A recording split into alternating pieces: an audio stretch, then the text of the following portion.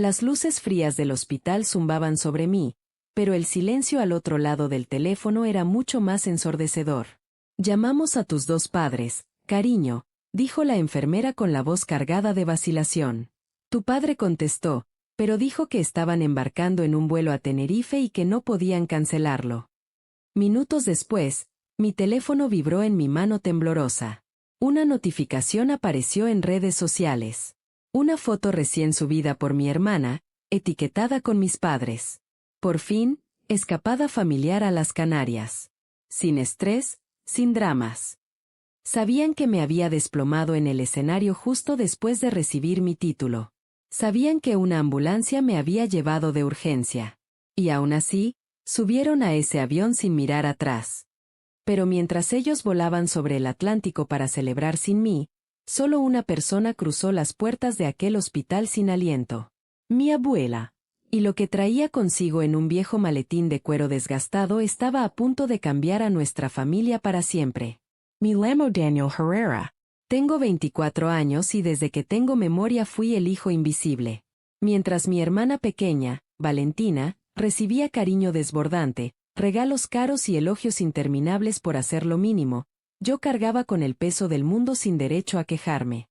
Trabajaba en 2 empleos a media jornada, pagaba mis propios libros y pasaba noches enteras sin dormir estudiando para graduarme con honores en ingeniería industrial. Pensaba que quizá, solo quizá, cruzar ese escenario con matrícula de honor haría finalmente que mis padres me miraran con orgullo. El día de mi graduación, el calor dentro del Paraninfo era asfixiante.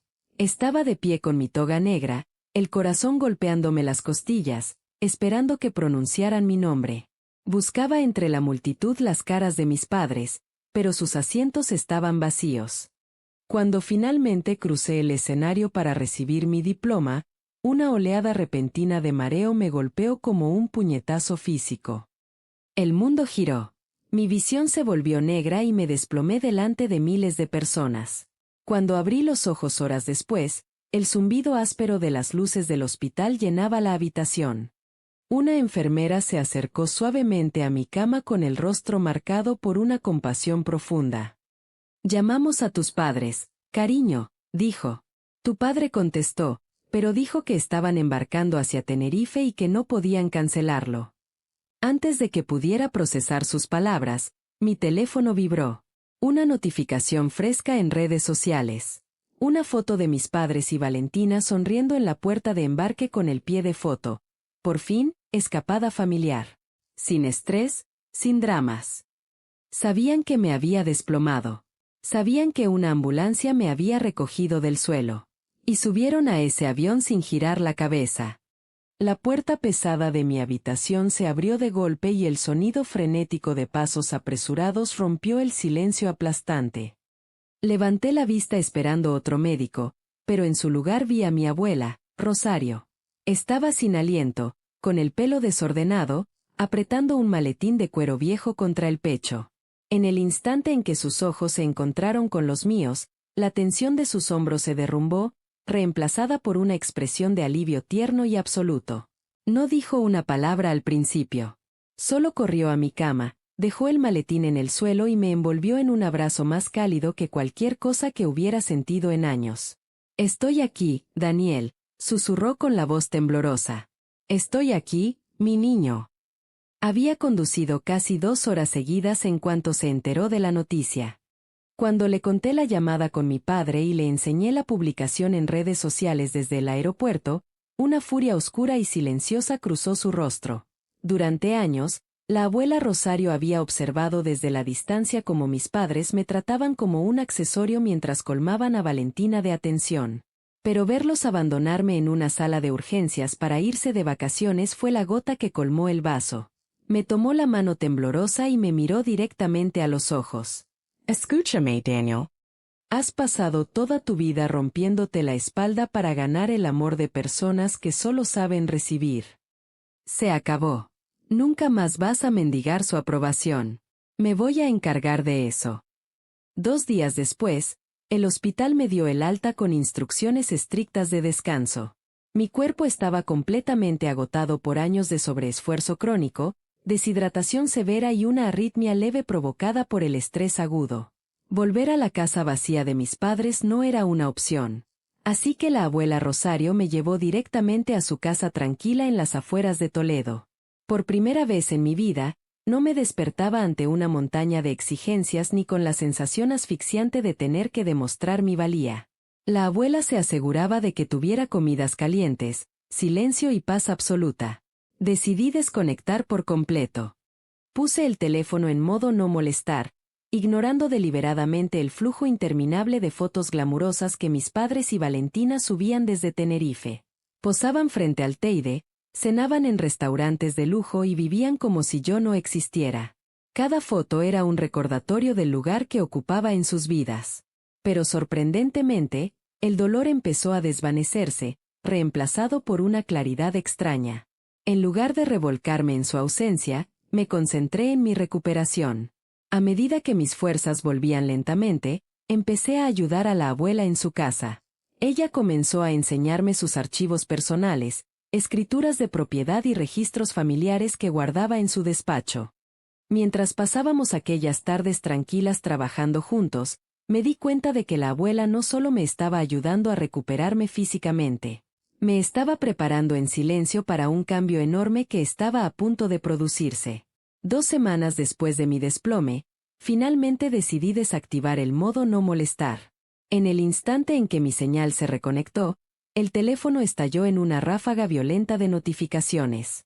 63 llamadas perdidas, decenas de mensajes de voz frenéticos y una cadena interminable de textos de mi padre. Los primeros mensajes eran exigentes, pero los más recientes llevaban un filo inconfundible de pánico puro. El último texto decía: Daniel, contesta inmediatamente. Es una emergencia. Necesitamos que desbloquees la cuenta de ahorros de la universidad ahora mismo. Me senté a la mesa de la cocina de la abuela, leyendo aquel caos de mensajes con una sensación fría y desapegada en el pecho. Ni un solo mensaje preguntaba cómo estaba. Ni una sola llamada para comprobar si había sobrevivido a urgencias. A mi padre no le importaba mi salud, mi graduación ni mi colapso. Solo le importaba porque se habían metido en un desastre financiero enorme en las Canarias. Resulta que Valentina se había dado un atracón de compras descontrolado en boutiques de lujo, agotando las tarjetas de crédito de mi padre. Para empeorar las cosas, había dañado un coche de alquiler carísimo, dejando a mis padres con miles de euros en penalizaciones inmediatas. Incapaces de pagar, necesitaban desesperadamente acceder al fondo de 15.000 euros que mi abuela había reservado para mi educación, una cuenta que requería mi firma personal como adulto de 24 años para liberar los fondos. No me echaban de menos. Solo necesitaban mi dinero. 3 días después, la tranquilidad de la casa de la abuela Rosario se hizo pedazos con el chirrido de neumáticos en la entrada. Mis padres y Valentina habían cortado el viaje, volviendo de Tenerife en un estado de desesperación frenética. Antes de que pudiera levantarme del porche, mi padre cerró la puerta del coche de un portazo y subió por el camino con la cara roja de frustración, seguido de mi madre y una Valentina con gesto hosco. ¿Dónde has estado?, ladró mi padre, invadiendo mi espacio personal sin tomar aliento. Te hemos estado llamando durante días.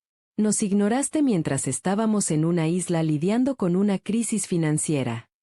Mi madre intervino inmediatamente con un tono de indignación fabricada. Daniel, ¿cómo puedes ser tan egoísta? Tu hermana tiene problemas legales por un simple malentendido y ni siquiera te dignaste a coger el teléfono para ayudar a tu propia familia. La familia es lo primero. Los miré completamente impasible ante sus gritos. ¿Y dónde estabais vosotros cuando me desplomé en el escenario? ¿Dónde estabais cuando la ambulancia me recogió del suelo? Mi padre agitó la mano con desdén. Deja de ser dramático. El hospital dijo que fue un simple desmayo por el calor. Estaba bien. Pero Valentina nos necesitaba y ahora necesitamos que firmes esos papeles para liberar el fondo inmediatamente. Antes de que pudiera responder, la puerta principal se abrió y la abuela Rosario salió al porche llevando su maletín de cuero viejo. Su voz fue como un trueno.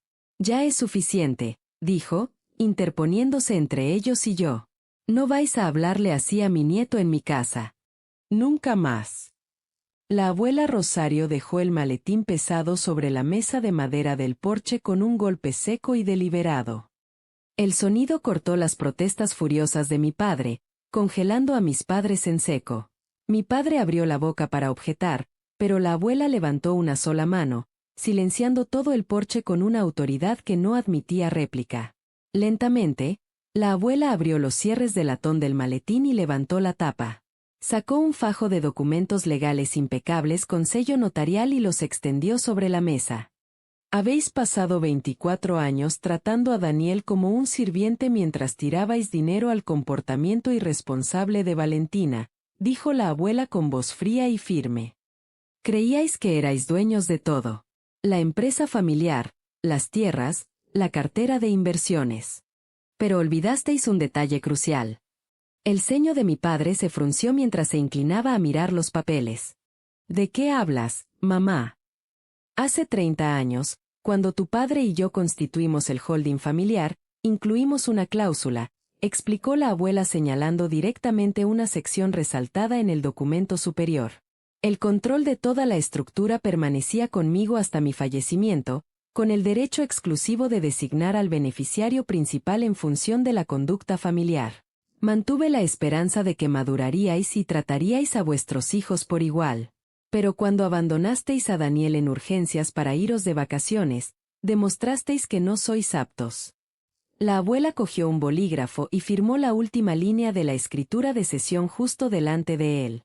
Desde las 10 de esta mañana, la totalidad del Grupo Herrera, las propiedades, los viñedos y los fondos familiares han sido transferidos legalmente a Daniel. No recibís nada. Ni un solo céntimo. Mi padre se quedó blanco como la cera, comprendiendo que su palanca de poder había desaparecido por completo. El peso de las palabras de la abuela flotó en el aire, congelando a mis padres en un shock absoluto. Mi padre miraba los documentos firmados con la mandíbula abierta, buscando palabras que no llegaban. Valentina empezó a llorar, dándose cuenta de que la red de seguridad infinita que había dado por sentada toda su vida acababa de desvanecerse en una sola mañana. Por primera vez, mis padres se vieron obligados a enfrentar la dura realidad de su propio desastre financiero sin mis ahorros para rescatarlos. En las semanas siguientes, la realidad les golpeó con fuerza.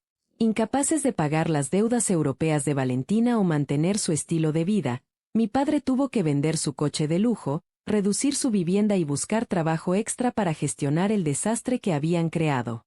Intentaron llamarme decenas de veces, enviando mensajes desesperados pidiendo perdón por cómo me habían tratado. Pero sus disculpas llegaron demasiado tarde. No sentían haberme herido. Solo sentían haber perdido el control. Con la abuela Rosario a mi lado, usé mi título de ingeniería y la herencia para construir un futuro estable e independiente. Invertí en propiedades locales, fundé una empresa de gestión de viñedos y construí una vida tranquila cimentada en el respeto propio. Finalmente comprendí que la familia no se define por la sangre ni por la genética. Se define por las personas que están a tu lado cuando estás en tu punto más bajo. Ahora siento curiosidad por ti, que escuchas mi historia. ¿Qué habrías hecho en mi lugar? ¿Los habrías perdonado o te habrías alejado para siempre? Déjame tu opinión en los comentarios.